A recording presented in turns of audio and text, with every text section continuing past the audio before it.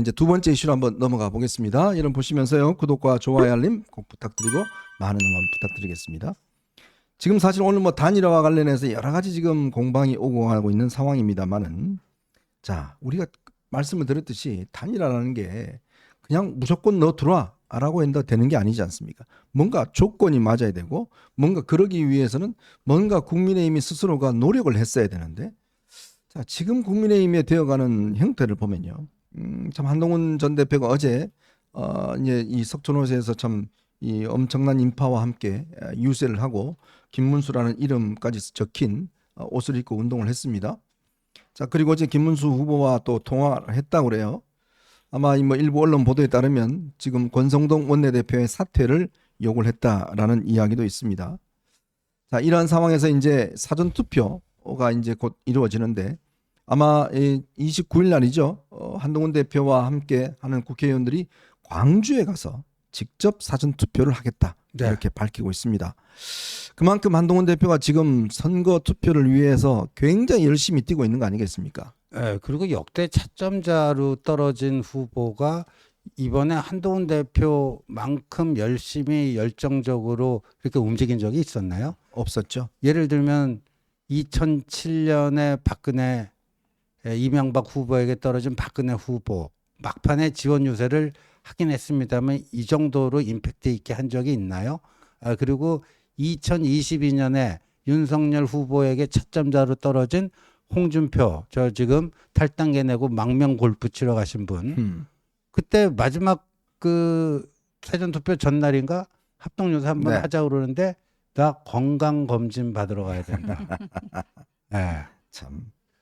그런데 이제 보니까요, 이 당에는 한동훈 스토커들이 굉장히 많아가지고 네. 처음에는 왜 독자 유세하느냐, 왜 김문수가 김문수 없는 운동복 입고 하느냐. 그러다가 어제 이제 김문수 그거 입고 나오니까 그 다음부터 또 바뀌었어요. 네. 왜 합동 유세를 안 하느냐. 네. 네. 참 어디까지 요구를 할까요? 합동 유세 또 하면은 또 뭐라고 할 거예요. 네. 또 지원해서. 네. 그런데요. 최소한 이거 당이라는 게 이런 부분에 대한 예의가 있어서 제가 참 거론하고 싶지는 않습니다. 이건 뭐 기본적으로 양식이 없는 친구들의 어떤 이 장난과 또 행태라고 보여지는데 함초롱이라는 부대변인이 있는 모양이에요. 저도 뭐 전혀 못 들어봤는 사람인데 이 사람이 아마 대통령 선거 방송 연설을 한 모양입니다. 함초롱이라고 하는 뭐 무슨 출판사 대표 모양인데 근데 이 함초롱이라는 사람이 예전에 한동훈 전 대표에 대해서 뭐 이런 아주 그 몹쓸 이야기를 한 것 같아요. 저기 보시면 더우면 가발을 벗고 하세요라는 저런 이야기를 글을 올려놓은 게 있었던 것 같습니다. 김현주 박사님, 저게 네. 그 부산 광안리에서 그 지난주 화요일에 유세할 때 그 사진 아닌가요? 네. 그렇습니다. 네. 그렇죠. 네. 그러니까 그렇죠. 유세 이제 지원 유세 첫날 저렇게 고춧가루 뿌리는 저 페이스북 글을 함초롬이라고 지금 김문수 선대위의 상근 부대변인이더라고요. 네. 근데 네. 지금 페이스북에는 뭐 이 글이 없어졌다 그러는데 자 여기에 또 장해찬이 또 등판을 했습니다. 정말 얘는 정말 제가 그 뭐 아예 입에 이름 담기도 싫은 참 제가 방송으로 말씀드릴 수 없습니다만 그렇죠. 엑스인데 네. 참 끊임없이 정말 이렇게 오로지 하는데 근데 저희들이 의심할 수밖에 없는 게 결국 이들의 뒤에는 누가 있겠습니까? 친윤이라는 세력들이 있고 이들이 내세워서 결국은 한 대표를 공격하고 있는 것이다. 저는 그런 생각을 가질 수밖에 없어요. 정말 이 정도로 집요하게 스텝 바이 스텝으로 공격을 한다는 것은 뭐 스토커에 다름없다. 저도 그런 생각이 들고 우리가 뭐 당내의 어떤 이해관계 내지는 그 사람이 어떤 신분인가 어떤 직위를 가지고 있는가 이런 걸 다 떠나서요. 네. 한 개인에 대해서 인신공격에 다름없는 이와 같은 이야기를 한다는 건 그 뭐 본인 스스로가 본인의 바닥을 보여주는 거 아니겠습니까? 참 대단히 아쉽고 안타깝고 한동훈 후보 입장에서는 뭐 이 또한 책임 있는 정치인으로서의 자세로 뚫고 나가리라 이렇게 다시 한번 다짐하고 그렇게 하는 수밖에는 없지 않을까라는 생각은 하면서도 우리가 과하지옥이라는 말이 있잖아요. 네네. 중국이 예전에 그 80년대에 개혁 개방을 하기 전에 도광양회라는 그 외교 전략을 구사한 적이 네. 있습니다. 칼빛을 숨기고 그 금음달 속에서 이제 본인의 실력을 닦는다 이런 전략을 추구한 적이 있었는데 뭐 그렇게까지 할 것도 없이 한동훈 후보는 본인이 요구한 바가 있었잖아요. 이번 선거가 왜 있게 됐는지, 그 선거에서 이기려면 이렇게 해야 된다는 점에 대해서 정말 정답지를 만들어서 계속해서 제시를 했음에도 불구하고 당에서 그것을 받아들이지를 않았기 때문에 네. 어떻게 옆에 바로 서가지고 손을 들어줄 수가 있겠습니까? 그건 본인의 정치적인 대의 명분과도 맞지 않는 일이고 이것을 지켜보시는 국민 여러분들의 시선, 눈높이에도 맞지 않는 일이기 때문에 그렇게 된 것이고 그럼에도 본인이 책임 있는 정치인, 보수 정치인으로서의 책임성을 다하기 위해서 나선다라는 점을 여러 차례 밝힌 바가 있습니다. 네. 그런데도 뭐 이름이 안 쓰여져 있는 거를 입었다느니 그래서 어제 이름이 쓰여진 것을 입고 나오니까 어제 굉장히 태양이 뜨거웠습니다. 네. 그 뜨거운 가운데 많은 지지자 여러분들의 열광적인 열화 같은 성원 이런 것도 있었습니다만 본인이 마음속에서 불같이 떠오르는 것이 있었을 거예요. 그럼에도 이제 그것을 꽉꽉 누르면서 최선을 다해서 김문수 후보를 선택해야 이재명의 위험한 세상에 오는 것을 막을 수 있다라는 점을 목이 터져라 외쳤습니다. 저는 그 진정성을 보시는 분들이 있으실 거라고 생각되고 이 당에서 이렇게까지 하는 것에 대해서 참 뭐라 논평해야 될지 저도 잘 모르겠습니다. 저는 사실 한때는 청년 정치가 굉장히 좀 활성화되고 있어야 된다라는 생각들을 많이 해온 사람 중에 한 사람입니다. 왜냐하면 워낙 저도 이 구태 정치를 많이 봤기 때문에 청년들이 좀 나서서 정치를 좀 새롭게 해야 되겠다는 뭐 그런 생각을 했었는데 제가 솔직히 그 기대를 접었습니다. 그 첫 번째는 이제 이준석을 보면서 저는 접었어요. 정치라는 게 뭐 말싸움에서 이기는 정치, 상대방의 마음을 긁고 이런 걸 해서 자기의 잘못은 1도 인정하지 않는 그런 행태, 과연 이게 청년 정치가라는 부분들. 그리고 제가 장해찬을 뭐 제가 처음에는 많이 이끌어줬습니다만은 그러나 그 이후에 하는 보면서 정치라는 게 자기 목적을 위해서 무한 아주 독선을 퍼붓는 게 정치다라고 배웠던 것 같아요. 그리고 상대방에 대한 인신공격, 그다음에 갈라치기 이런 것에 굉장히 능했던 선수들. 지금 최근에 보면 박민영 대변인인가요?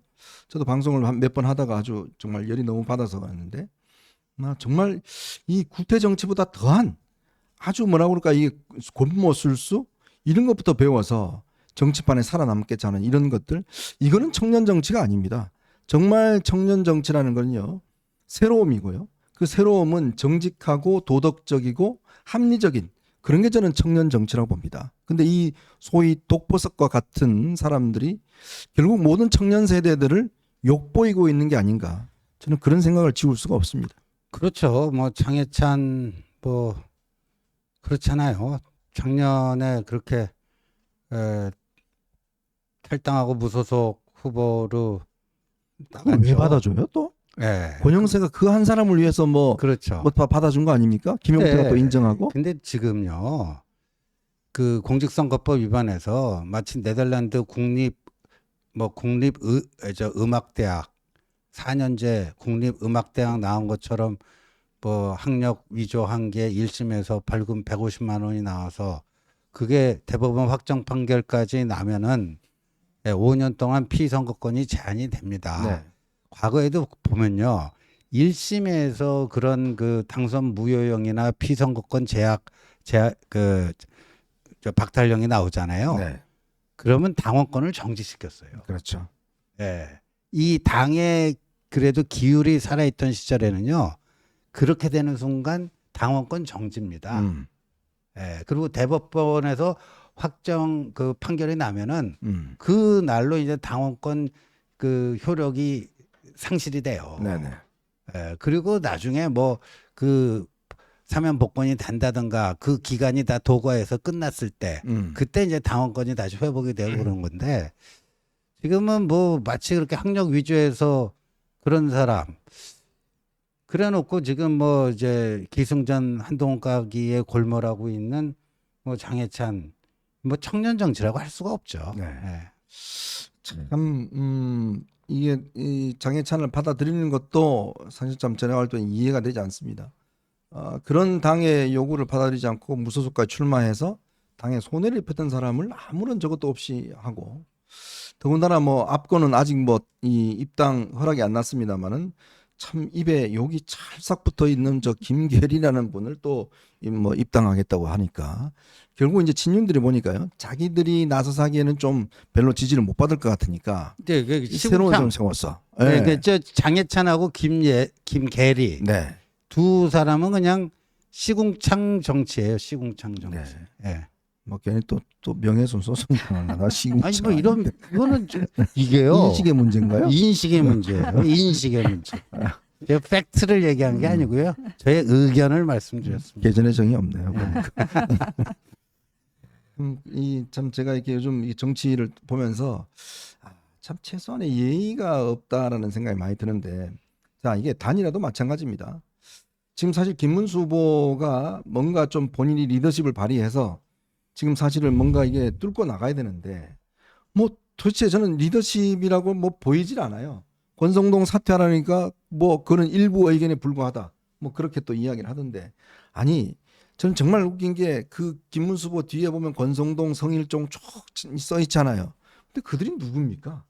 결국은 김문수를 이게 단일화를 아웃시키고 한 덕수를 올리기 위해서 한 사람인데 국민들이 그거 보고 계시나요? 그렇죠. 근데 그런 거를 하나도 청소하지 않은 상황에서 지금 이준석한테 너 들어라. 그러면 이준석이 모든 걸 버리고 들어갈까요? 뻔한데. 못 들어가죠. 그러니까 본인이 단일화 안 하겠다고 뭐 강력하게 얘기를 하고 있지 않습니까? 그리고 지금 선거 캠페인 하는 거를 보면은요. 참 너무 답답한 게 네. 김문수 후보 본인이 좀 연령대가 높으시잖아요. 그렇게 하면 뭐 거기다가 억지로 젊은 옷을 입히라는 뜻은 아닙니다만 가는 데마다 전부 큰절을 하시잖아요. 또 도포도 입었더라고요. 또. 그러니까요. 네. 아주 그 그냥. 아주 고색창연하게 이제 그렇게 하시는데 아니 그렇게 큰절을 하시지 말고 말씀으로 사과를 하시라니까요. 네. 탄핵과 계엄에 대한 입장을 명확히 밝히는 것부터 시작해야 되는데 말로는 안 하시고 자꾸 절만 하게 되니까 네. 이게 캠페인이 도대체 어디 산으로 가는 것인가 음. 이런 생각을 하게 되고 단일화도 그렇습니다. 단일화라고 하는 것이 지금 오로지 남아있는 변수는 이것 하나다. 이거 없으면 우리는 뭐 다른 방도가 없다. 네. 이런 방식으로 해서 계속해서 지금 본인은 생각도 없다는 이준석 후보에 대해서 뭐 구애를 넘어선 정말 거의 처절하게 매달리다시피 이제 이렇게 하고 있는데 본인은 생각이 없대잖아요. 전화도 꺼놓고 연락도 하지 말라 그러고 이렇게 하는데 단일화도 사실상 이게 나중에 합해졌을 때 그것이 온전히 국민의힘 표로 받아들여질 수 있다는 것도 그것이 아니라는 사실이 오히려 증명이 되고 있기 때문에 그렇죠. 여기에만 매달릴 것이 아니라 어떻게 해서든지 그 남은 기간 동안 자강을 해서 본인의 몸값을 올릴 생각을 해야 되는데 그렇게 하기 위해서 제일 좋은 수단을 한동훈 후보가 5월 3일 이후에 계속 얘기하고 있지 않습니까? 근데 이거는 전혀 들을 생각도 안 하고 다 줄게. 우리 합치기만 하자. 네. 그 다 줄 거야라는 노래 아세요?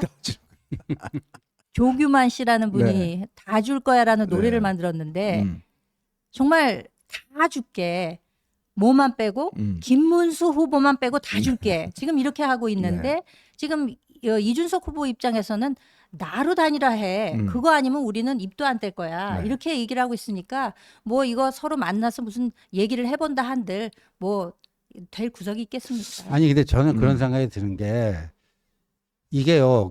그 김문수 저 비서실장하는 김재원이 오늘 아침 라디오 인터뷰 네. 나와서 지금 다 줄 거야를 얘기했어요. 후보 빼고 후보 빼고 다 줄게. 네. 비서실장이.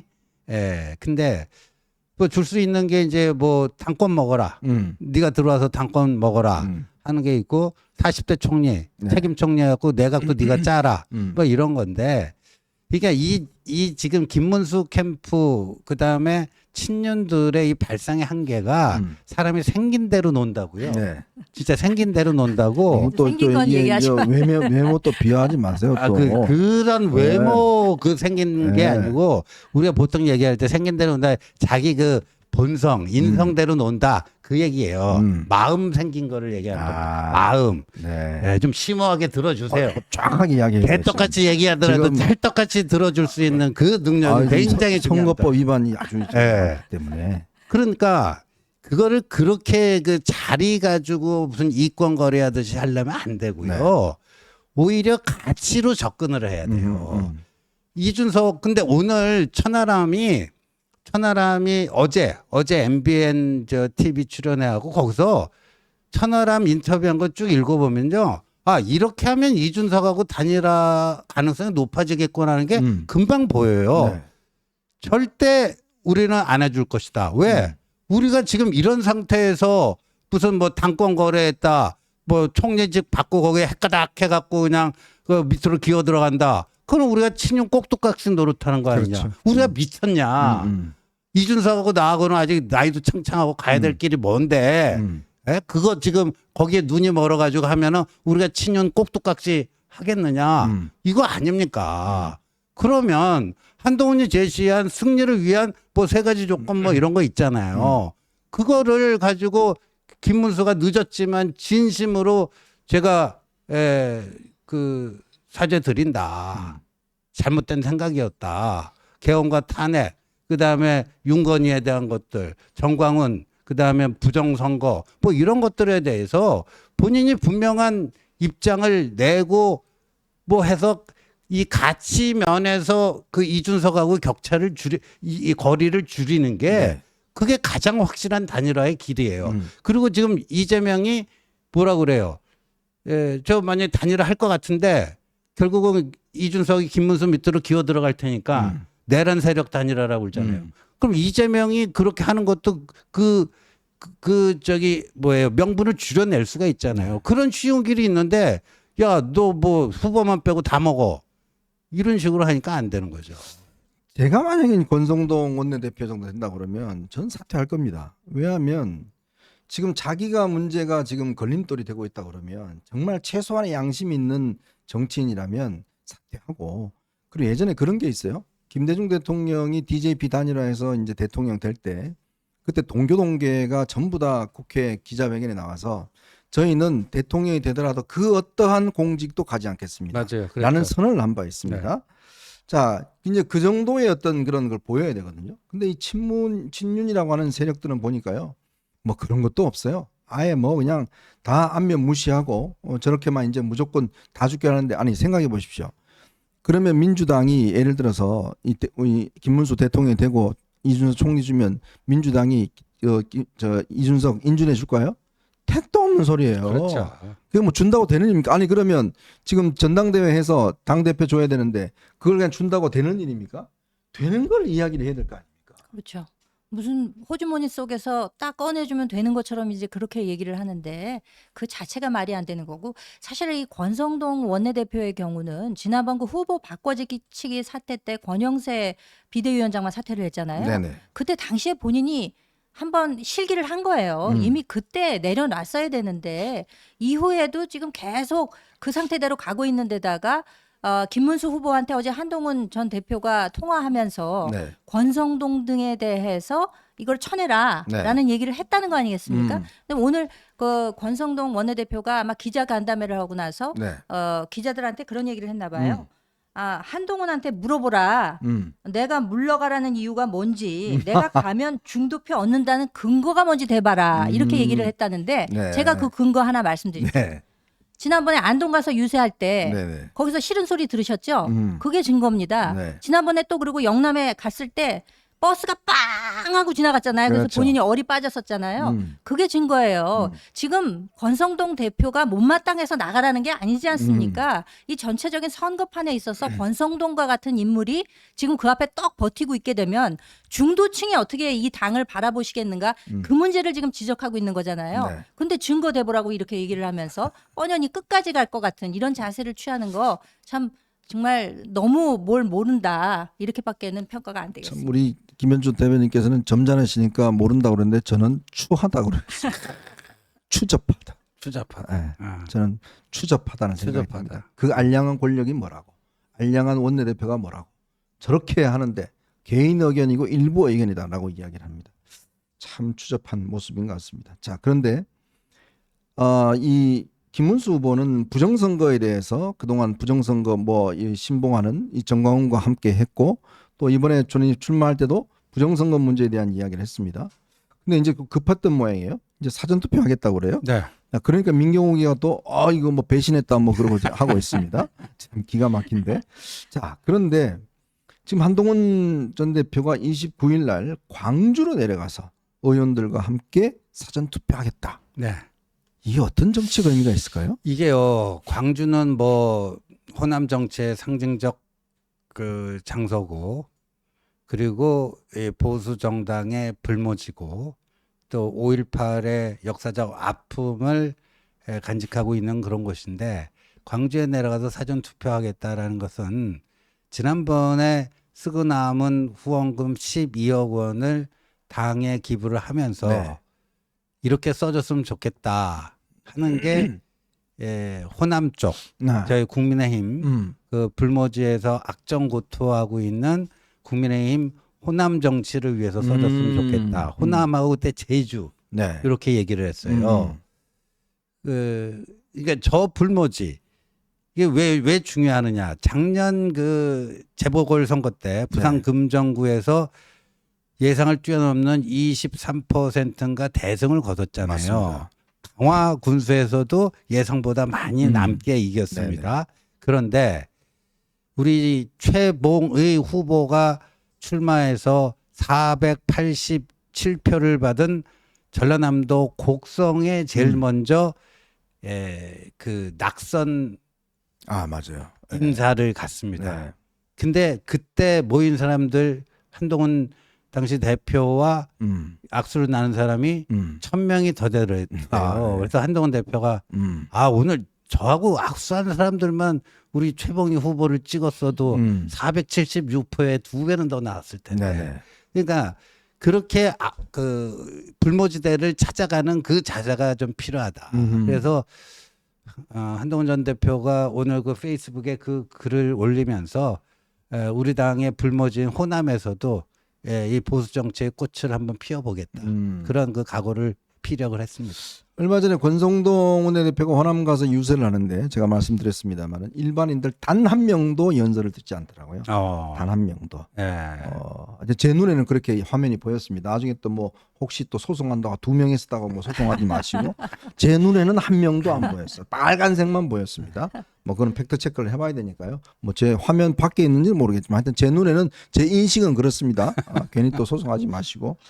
자, 이런 게 지금 박은식 우리 내과 의사 참 그분도 한번 페이스북에 여러 글을 올리던데 정말 힘들게 이 운동을 하고 있는데 참 이런 것들에 대한 지역의 어떤 이걸 좀 넘어가기 위해서는 좀 더 특히 이번에 호남 같은 경우는 그 5.18에 대한 트라우마가 여전히 남아 있는데 저는 정말 이해할 수 없는 게 정호영 같은 사람을 상임 고문으로 시키고 그 누가 했습니까? 그 김정은이가 지가 했다면서요. 그러니까요. 밑에 하는 거.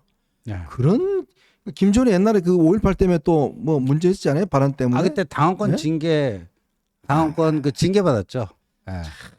당원권 정지 몇 개월인가 받았어요. 정말 이게 그동안 공들인 거 한 칼에 그냥 다 날려보냅니다.